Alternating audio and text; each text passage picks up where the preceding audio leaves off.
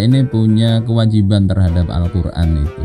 Pertama kan menjaga huruf-hurufnya dan juga sifatul huruf. Jadi belajar membaca dengan baik dan betul. Ini kewajiban yang insya Allah sudah banyak dilakukan oleh kaum muslimin saat ini. Banyak tadarusan dilanggar-langgar. Cuma kita perlu benahi bacaan Al-Quran kita. Nah, yang paling sering saya dengarkan agak kurang memberikan hak itu di dengungnya. Dengung itu ditahan ya, paling enggak 2 harokat. Tadi sudah banyak yang betul, ada juga yang kurang dengungnya.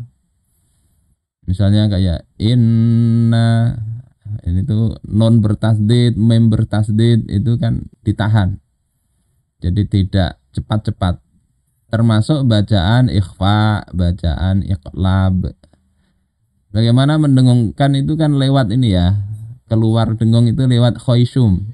Bukan rongga mulut tapi lewat dengung di sini. Misalnya inna ya, atau qul a'udzu birabbin nas. Bukan qul a'udzu birabbin nas. Nah, dengungnya kurang ditahan. Qul a'udzu birabbin nas, malikin nas. Ma-nya di situ nggak bisa panjang. Berbeda dengan maliki yaumiddin. Itu ma-nya boleh panjang, boleh pendek kalau di Al-Fatihah. Tapi kalau di An-Nas itu ma-nya pendek ya. Malikin nas.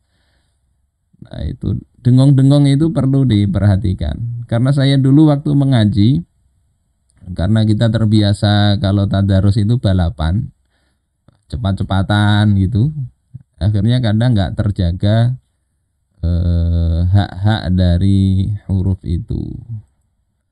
Nah, yang kedua itu kewajiban kita, dan ini banyak terlalaikan, itu adalah menjaga hukum-hukum Al-Quran itu. Sayyidina Abdullah bin Mas'ud itu mengatakan laisa hifdzul Quran bihifdzil huruf. Menjaga Al-Quran itu bukan sekedar dengan menjaga hurufnya, walaupun menjaga huruf tadi itu penting, tapi enggak cukup dengan itu. Walakin biiqamati hududihi, tetapi dengan menegakkan hukum-hukum Al-Quran itu baru bisa dikatakan hifdzul Quran, orang yang membawa, menjaga Al-Quran. Nah, ini yang penting kita tancapkan di benak kita, agar kita ini perlakuan kita, penghormatan kepada Al-Quran bukan sekedar kita cium, kita baca, kita resapi, tapi menjaga Al-Quran yang seiyanya itu adalah dengan menegakkan hukum-hukumnya. Ya, caranya memang harus belajar. Belajar. Jadi ibarat kita motor ya, kalau tidak kita bengkelkan, sementara kita tahu ada yang pengkor misalnya, ya pengkor terus. Begitu juga baca Al-Quran ini, sehingga daripada sebetulnya kita banyak-banyakan berapa kali khotam, lebih baik kalau kita ada yang kurang dalam bacaan itu kita benerin. Saya dulu ada ketemu orang ya, mulai tahun 95 saya tahu bacaannya ya kacau gitu. Ketemu tahun 2020, jadi sekitar 25 tahun ya. Bacaannya tetap ya nggak ada perbaikan, padahal rajin ngaji, pagi itu ngaji baca Al-Quran, nanti ngaji banyak itu. Kenapa begitu? Nggak melakukan tadi, ibarat mobil rusak nggak dibengkeli. Caranya bagaimana? Ya memang harus ada gurunya supaya tahu ini salahnya di mana, dan jangan tersinggung kalau ditegur. Jangan tersinggung. Karena memang ingin dibaikin.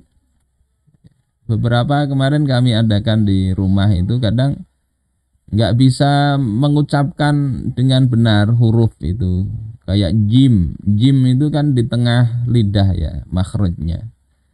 Bukan huruf C bukan, tapi jiju aja itu. Walaupun ini nggak mengubah makna ya, tapi ada yang mengubah makna itu kan yang harus betul-betul dibenerin. Terus panjang pendek. Alhamdulillah walaupun tua itu ada yang bisa kok. Asal asal serius.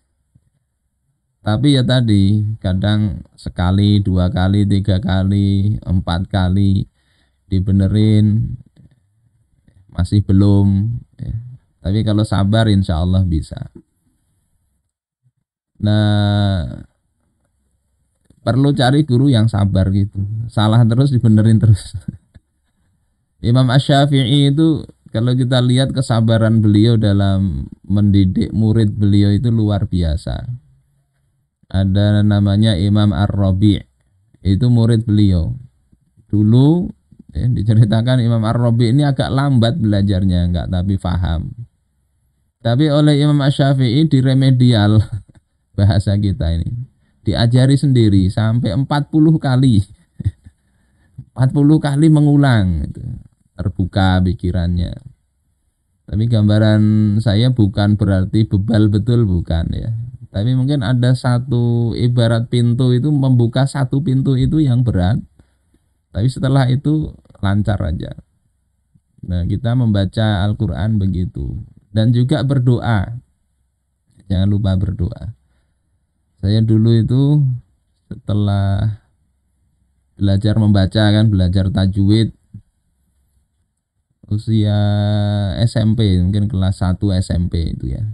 Ada paman kita itu yang melihat bacaannya menurut beliau belum bagus. Menurut guru ngaji yang satunya sudah bagus itu. Akhirnya dibenerin oleh beliau. Ulak balik membaca Alhamdulillahi Rabbil Alamin. Seminggu itu aja dibenerin. Haknya kurang kah, apa kurang kah. Apalagi huruf dot. Jadi baca Al-Fatihah, padahal kita sudah biasa aja membaca itu. Biasa juga baca maulid. Jadi dari sisi lancar, tajwid sudah kita pelajari. Tapi masih juga dibenerin. Ya, jalankan aja. Insya Allah, Allah beri kemudahan. Ya. Kita juga berdoa. Mudah-mudahan Allah jadikan kita orang-orang yang ahlul Quran itu. Di sana itu banyak ya ustadz-ustadz yang bisa ngajari. Lewat Zoom kah sekarang mudah juga. Insya Allah begitu nggih.